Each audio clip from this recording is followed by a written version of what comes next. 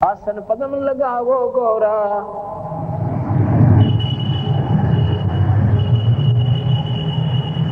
आसन पदम लगावो गौरा, मेर दंड सोदा कर गौरा। आसन पदम क्या होता है कि दायां पैर का पंजा बाएं पैर पे और बाएं पैर का पंजा दाएं पैर पे रख ले, इसको आसन पदम कहते हैं। और मेरुदंड सोधा कर भौरा, मेरुदंड कहते हैं बैकबोन को, इसको रीढ़ की हड्डी को मेरुदंड कहते हैं। ऐसे सीधी बैठ जा। और अब मैं बताऊं ऐसे क्या कर कि पहले प्राणायाम कर, पार्वती को कहते हैं भगवान शिव। कैसे? चंद्र लगन में सुरत समावो, सूरज सुर को बंद खमावो। चंद्र है ये ठंडा, इला पिंगला। इला जो श्वास, ये नाक है, इला साइड की जो श्वास है, इसको बाएं तरफ का, इसको ईड़ा कहते हैं। ईड़ा को चंद्र नाड़ी भी कहते हैं। चंद्र का मतलब ठंडी नाड़ी, और ये गर्म है पिंगला, ईड़ा पिंगला। इनके जब दोनों का श्वास शुरू हो जाएगा फिर सुषुम्ना खुल जाती है, तीसरी नाड़ी खुलती है। कहते चंद्र लगन में सुरत लगावो, सूरज सुर को बंद खुमावो। अब कैसे है? प्राणायाम करने की विधि बता रहे हैं कि इस दाएं अंगूठे से और दाएं नाक को बंद कर लीजिए और बाएं नाक से श्वास लीजिए, बहुत आसानी से, बहुत आसानी से, इतनी आसानी से अगर यहाँ धागा हो तो धागा खींचे नहीं श्वास के साथ, ऐसे कीजिए।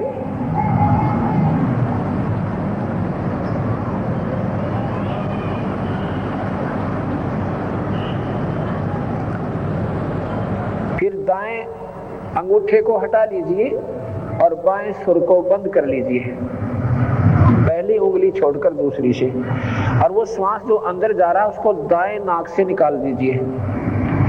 फिर दाएं से वापस लीजिए। अब मैं बोल रहा हूं समझाने के लिए, नहीं, प्राणायाम दूसरे ढंग से होता है। उसी से वापस लीजिए, इसको फिर बंद कर लीजिए और बाएं से वापस निकाल दीजिए। ये एक प्राणायाम हो गया। प्राणायाम कई प्रकार से होते हैं, परंतु ये प्राणायाम भक्ति में सहयोग देता है। कैसे? आप 5-6 बार लगातार कीजिए और फिर बंद कर दीजिए, इसको करना। फिर क्या होगा कि दोनों सुरों में श्वास शुरू हो जाएगा। अब एक सुर चलता है मैक्सिमम, जब दोनों सुर शुरू हो गए तो सुषुम्ना खुल गई, और फिर सुषुम्ना खुल गई तो सुरती उसके अंदर से प्रवेश कर जाती है, बाहर कुछ आभास नहीं रहता।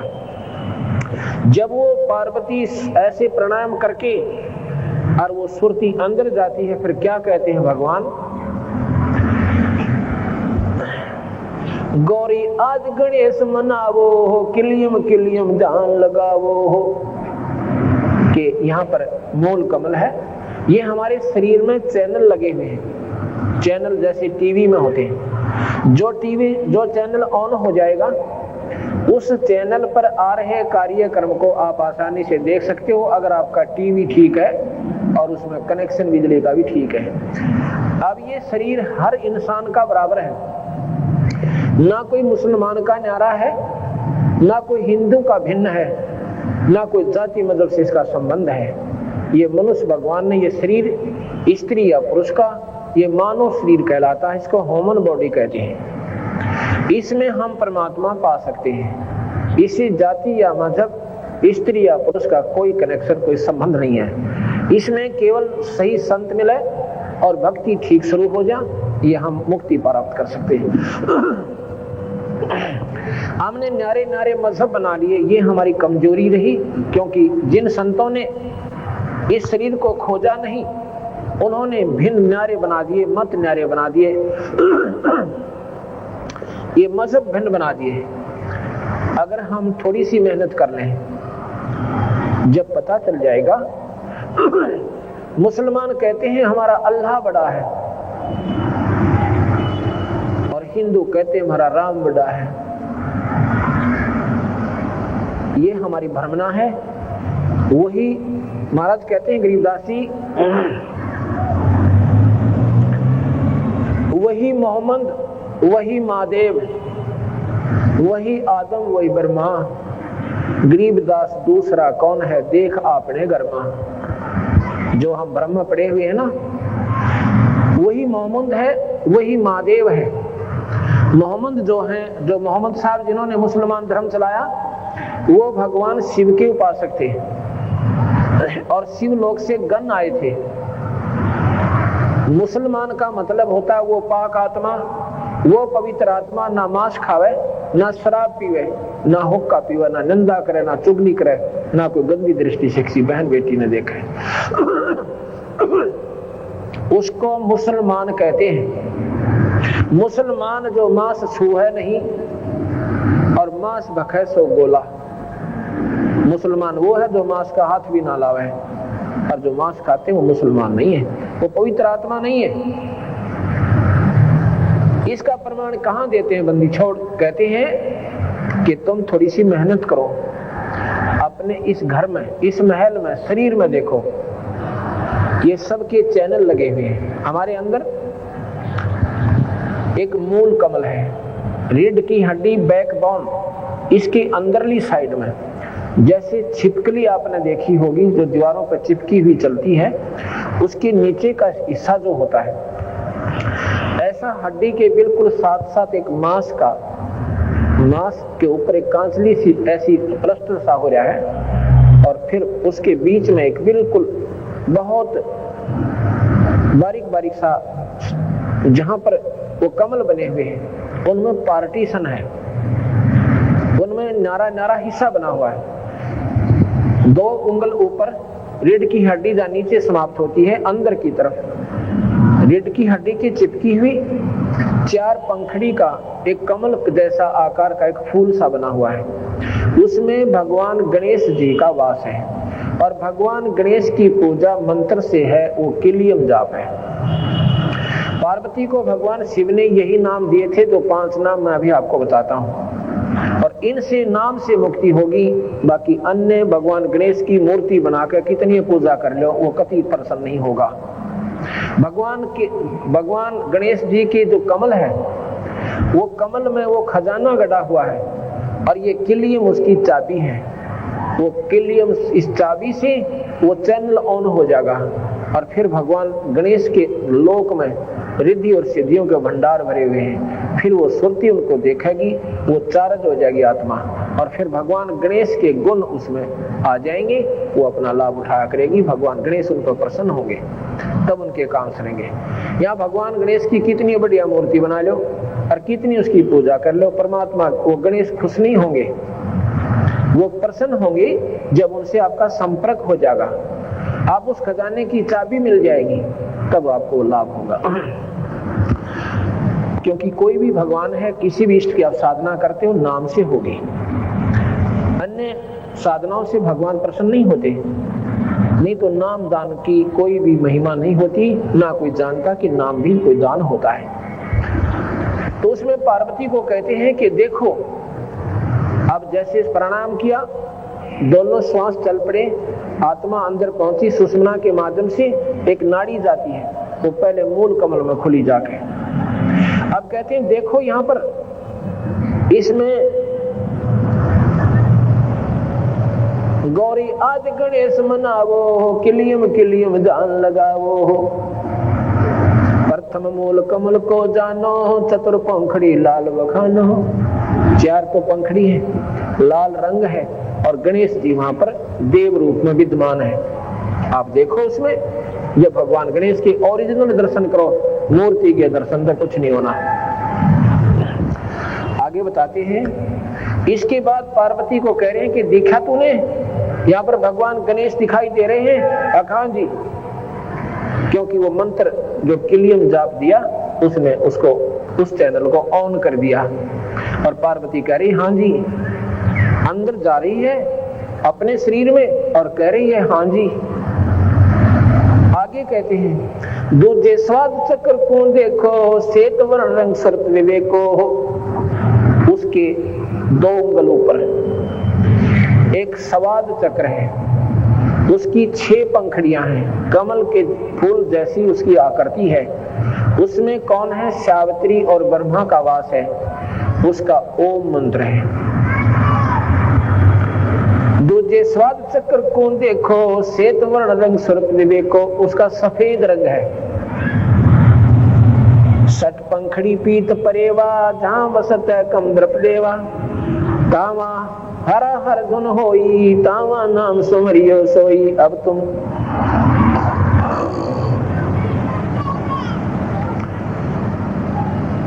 सुनो मूल का, अब तुम सुनो स्वाद चक्र सुरतालम, जाम ओम मंत्र कमालम। उस स्वाद चक्र का ओम मंत्र है और इस ओम मंत्र से वह स्वाद चक्र खुल जाता है। भगवान पार्वती और ना भगवान ब्रह्मा और सावित्री के आपको दर्शन होंगे और उस स्थान को आप देख करके फिर आगे चलिए।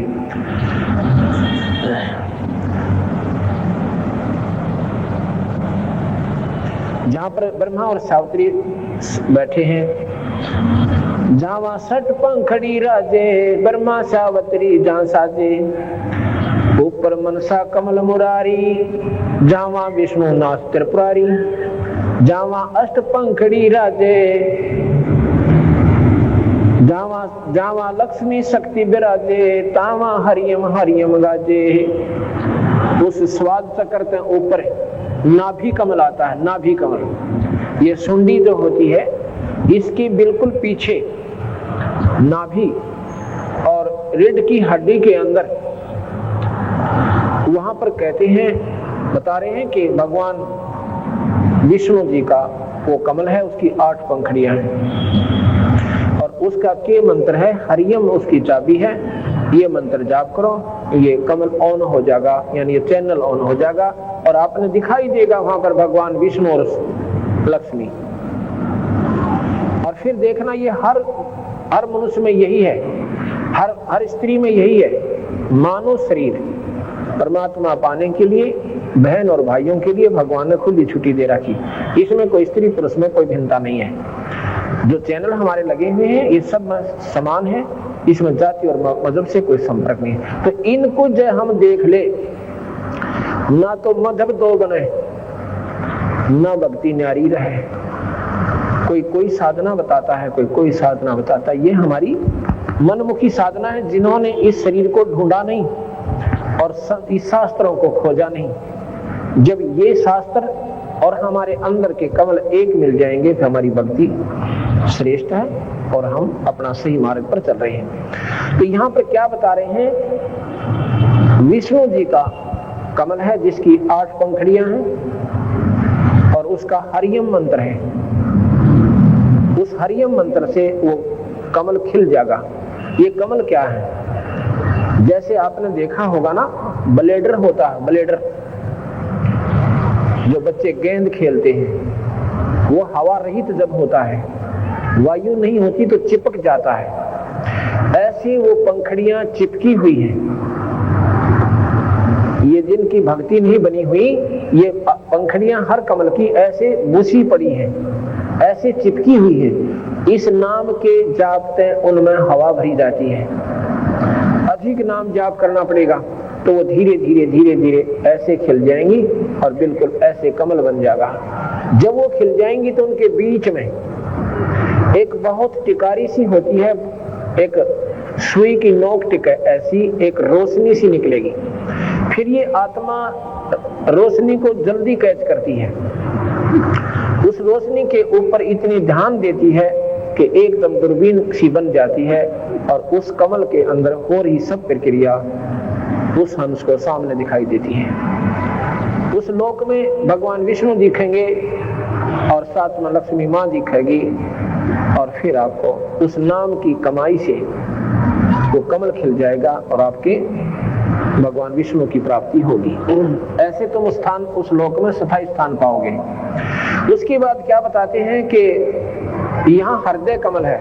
ये दोनों सतनों के जो निशान हैं, इनके पैरेलल आ जाइए यहाँ और बिल्कुल बैकबोन के पीछे वहां पर हृदय कमल है। ये दिल नहीं, एक कमल है न्यारा, हृदय माने बीच में, मध्य। उसमें 12 पंखड़ी का एक अंतड़ियों की बनी हुई कमल के फूल की आकृति है, उसकी 12 पंखड़ियां यानी पतियां हैं और उसमें सोहम मंत्र है उसका।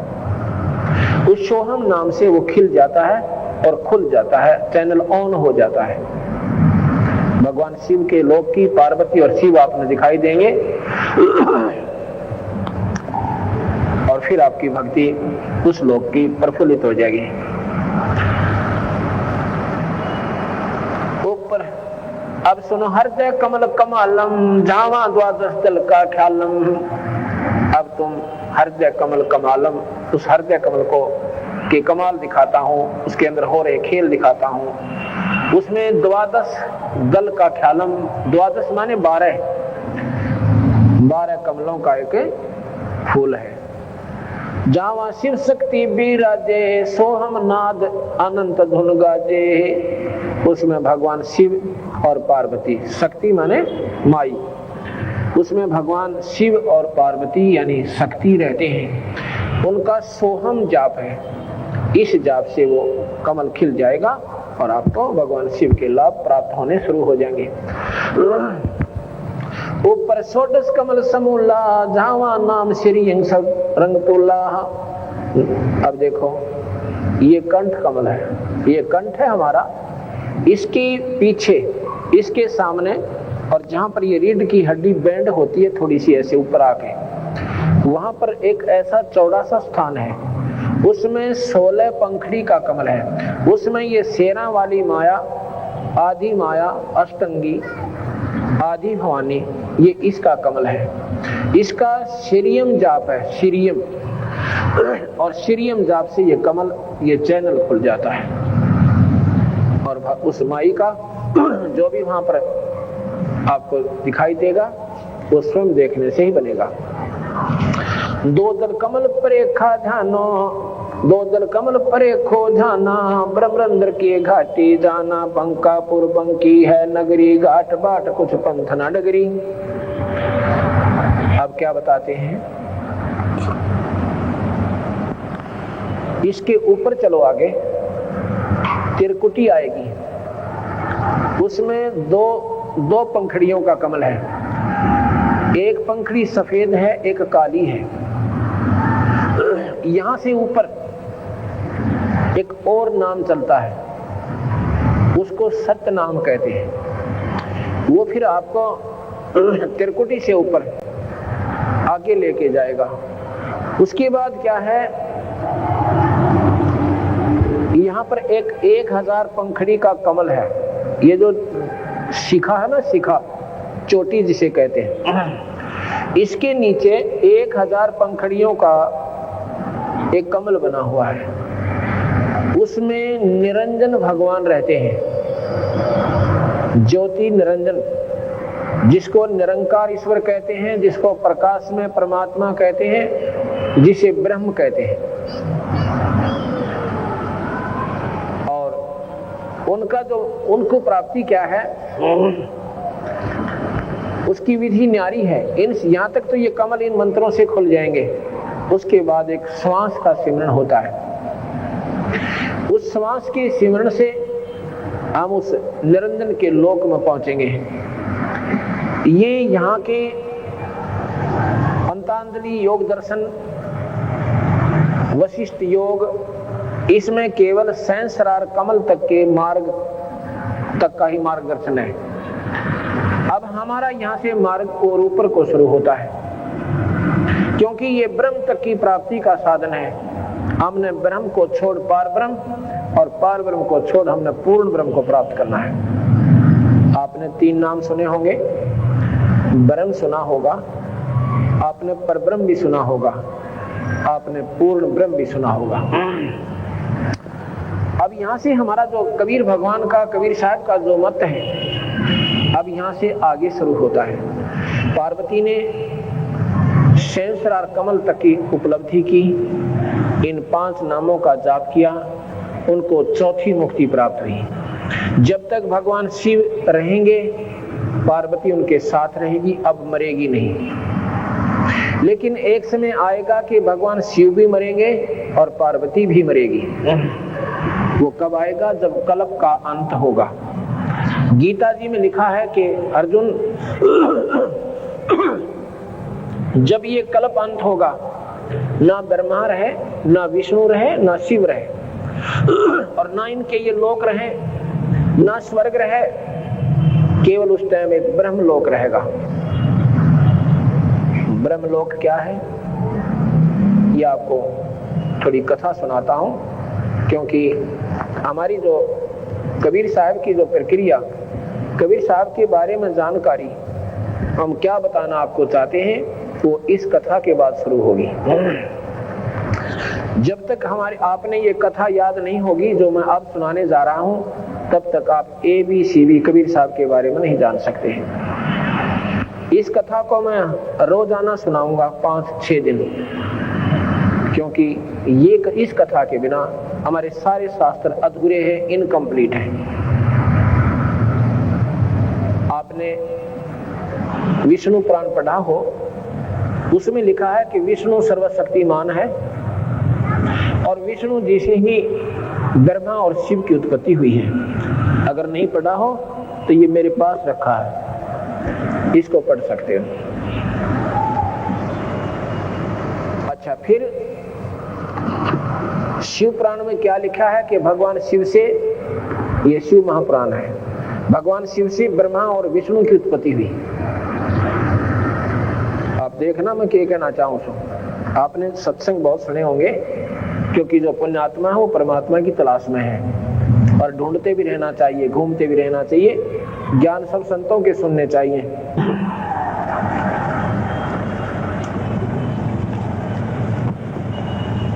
ये देवी भागवत महापुराण ये पढ़िए, इसमें क्या लिखा है कि ये ब्रह्मा विष्णु महेश की माता है। शेरा वाली ये जो माता आप देख रहे हो शेर पे, ये ब्रह्मा विष्णु महेश की माता है। तीसरे स्कंद में पढ़ी हो इसको। और इनके पिता कौन है? ज्योत निरंजन सनातन भगवान, और यह इनकी मां है तीनवा की, ब्रह्मा विष्णु महेश की ये माता है। और इनके पिता कौन है? ज्योत स्वरूपी निरंजन ब्रह्म सनातन भगवान। गीता जी के 5वें अध्याय के, गीता जी के 14वें अध्याय का 3, 4, 5 श्लोक पढ़िए। उसमें यही निरंजन भगवान कहता है, ब्रह्म कहता है, भगवान कृष्ण के शरीर में प्रवेश करके 1000 भुजा का भगवान है वो काल निरंजन, उसको काल निरंजन भी कहते हैं। तो वो कहता है कि प्रकृति तो मेरी पत्नी है। प्रकृति कौन? ये शेरा वाली। और ये सब संसार इसी से उत्पन्न होता है। आगे कहते हैं कि ब्रह्मा विष्णु महेश ये प्रकृति से उत्पन्न हुए, इस शेरा वाली से उत्पन्न हुए। 14वें अध्याय का 3, 4 और 5वां श्लोक आप पढ़ सकते हैं। अब मैं क्या बताना चाहूं तो इन सारे शास्त्रों को सुचारू करेंगे कबीर साहब के ज्ञान से। आपने ब्रह्म सुना, परब्रह्म सुना और पूर्ण ब्रह्म सुना, लेकिन इसका भेद नहीं पाया। हम किसी विद्वान पुरुष से पूछते थे कि ब्रह्म और परब्रह्म में क्या अंतर है, वो कहते थे वही ब्रह्म है वही परब्रह्म है। ऐसा नहीं है। दादा और परदादा, एक तो फादर, एक ग्रैंड फादर, और एक ग्रैंड फादर का भी फादर, उसको परदादा कहते हैं। एक तो दादा ग्रैंड फादर, और ग्रैंड फादर का भी पिताजी, उसको परदादा कहते हैं हम। परदादा यानी दादा से भी बड़ा। ब्रह्म और परब्रह्म और पूर्ण ब्रह्म, ये 3 परमात्मा है, ये 3 भगवान है। ब्रह्म 21 ब्रह्मांड में इसकी प्रभुता है। इस ब्रह्म के 3 बेटे हैं, ब्रह्मा विष्णु महेश। इन तीनों को 3 लोक का राज्य दे रखा है। 3 लोक के अंदर इनकी प्रभुता है। ब्रह्मा शरीर बनाता है, विष्णु पालता है और शिव जी संहार कर देता है। ये काहे को ऐसा क्यों करते हैं ये नहीं मालूम, हम बताएंगे।